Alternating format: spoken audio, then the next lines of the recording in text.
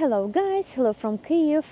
Misha and I are in historical center near Michael's monastery, and we want to thank you for all your matches and support and nice comments.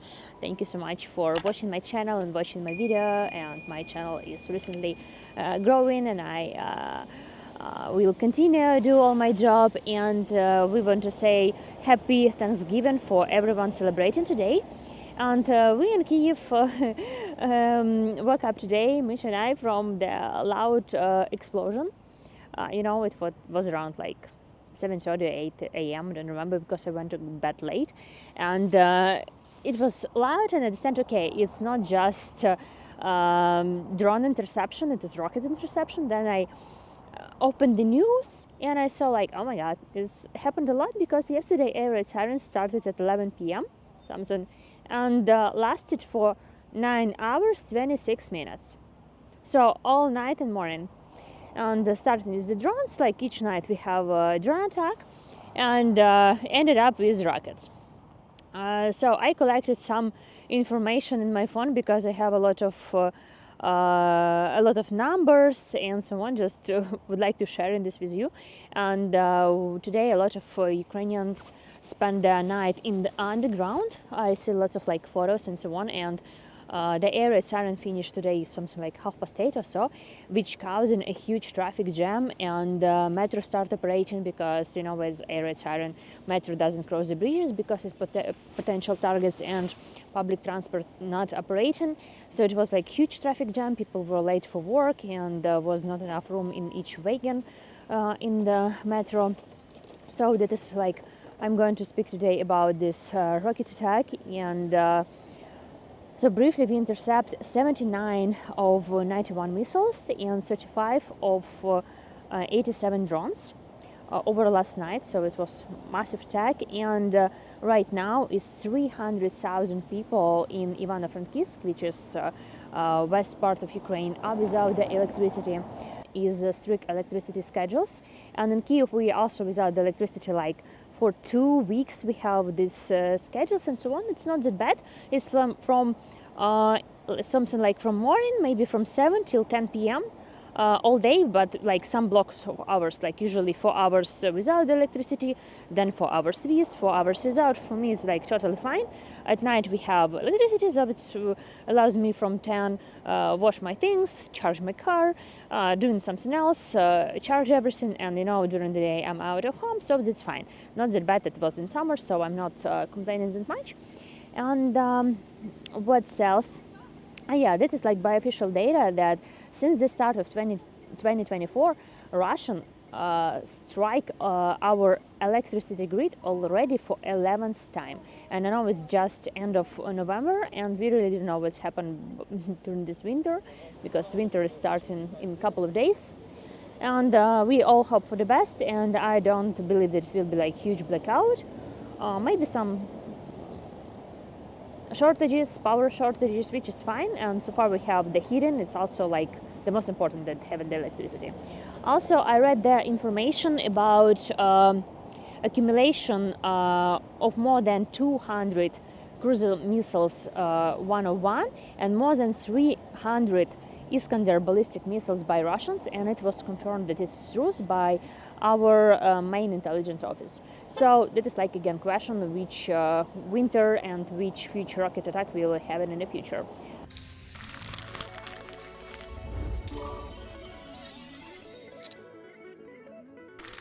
As I mentioned before, our energy sector were under the attack, and attacks on energy facilities.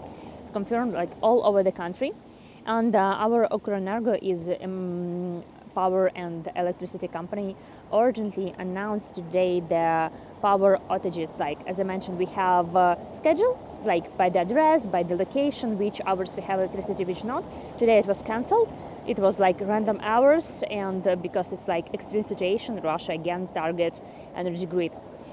So about Kyiv, my grandmother lives in Darnitsky district. I was worried a little bit in the morning because the debris from the drones fell in Darnitsky district and damaged the car and private company. So we don't know exact the location, but like yeah. So today was only Darnitsky district. All over around was was okay. So next, about Lutsk, power outages in part of the city and electric transport is not working.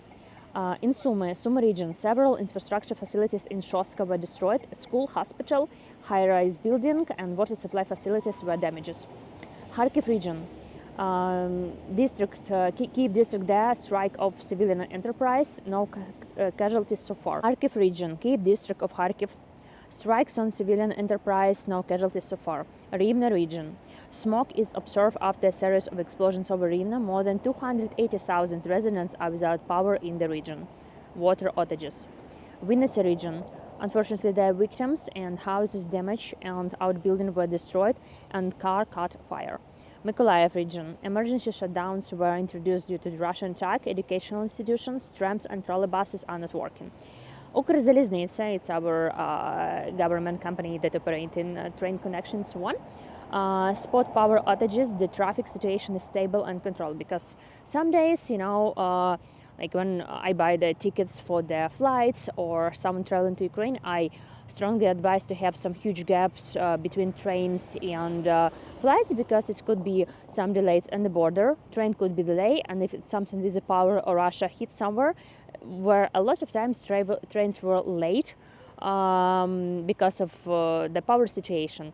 So those who travel, let's say, to Warsaw or to Helm or like abroad to get flights, like just to remind you, we don't have flights connections till 2022. You can get to Ukraine by bus, by car, by train. So today finally is okay. So yeah, an air defense system were operated in many regions, and the main part of the missiles flew to the west. Yesterday, the west got the main hit, and a couple of days ago was Chernobyl without electricity. So there's there's a critical situation right now with the electricity. I also checked many media, different articles about this attack. It was like a response for a deep strike in Russia, and also Putin gave the speech, and what he said that like potential target for the next time is decision center in Kyiv, and he threatened us again with Oreshnik. And I also write down a couple of the notes what he mentioned today. Like Russia has several ready-to-use missiles of the system, and Russia launched over 100 missiles over Ukraine in 2 days in response to strikes deep in the Russian Federation, and 17 objects were affected. And also Putin mentioned that Russian Federation started serial production of Oreshnik. That is what Ukraine was targeted a couple of days ago. I made a video about this. The rockets came to Dnipro, and it was a lot of how we can say discussions about the type of rocket. Ukraine didn't make the official information, investigation on the way. Russian said it was Oreshnik.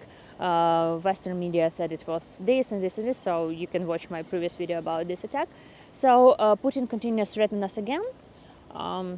Such a big surprise. We already crossed these red lines for many of times for this. Like I didn't follow his speech for because like I can say, what does it matter? He could say anything, and he always continue threaten, and we just continue fighting for our land, continue fighting for our free country, for our lives, because again, what we want is just to live here peacefully, and the war unfortunately in our territory. So when I check the comments for social media posts, a lot of people say that we should be friends with Russia, we should do this and this, but like, as again I say, Russia should leave. Russia is aggressor and war in our land. We don't want this war. We just want to live in our land and recognize our borders since 1991, because Russia invaded our land, we protected our land, and maybe later I will do the huge video not related only for the news.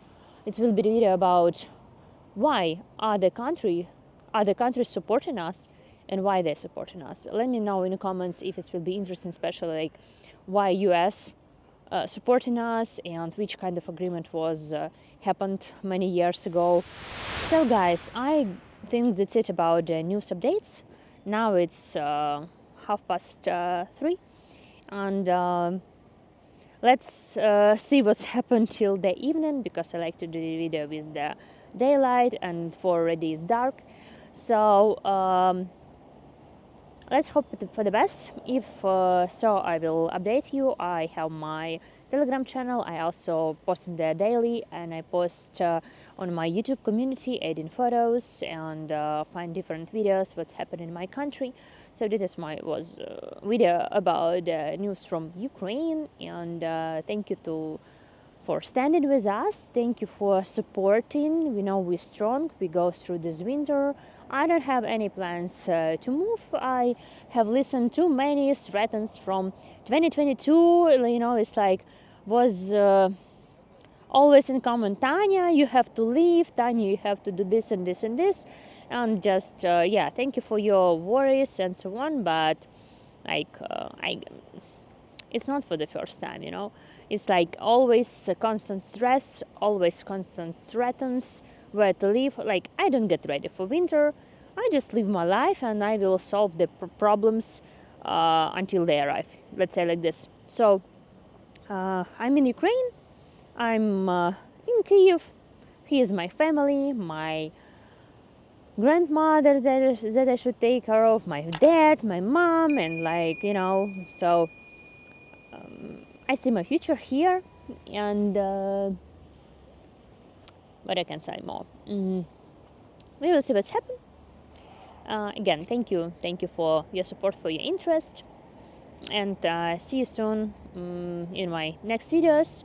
I'm planning to do this channel not about the only war, about the news. I add in some also information what to cool see in Kyiv, some cool nice spots, sharing how my country is beautiful, and of course when the war is over and we will win, Ukraine is wait for you, and you can later check all these videos and know where to go, what to see, and soon this will come. So thank you, and see you very soon, and goodbye.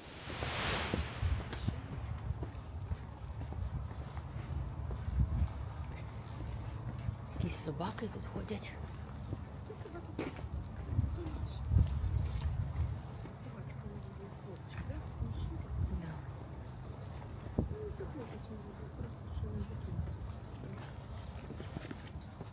Якщо собака, то все нормально. Це нормально буде. Все. Це буде параметр. Guys, hi! I just changed that we have electricity shortages till 10 p.m.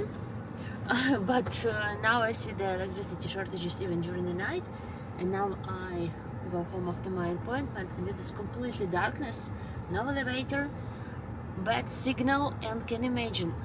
I lost the signal and GPS doesn't work, and I was showed that I'm location in Belarusian Gomel. Because how I noticed that I see like instead of 8 p.m. the time was 9 p.m. I was like, what does it mean? Why? What's happened? I started to check the location. I'm in Gomel. I sit in my car, put the navigator, doesn't work. It's written like 4 hours, 40 minutes driving. I don't know the way. So I was just like lost. It was totally dark, and like now I have to go home. So it's just like it's super dark. And just like I use the light to go somewhere. Just have a look.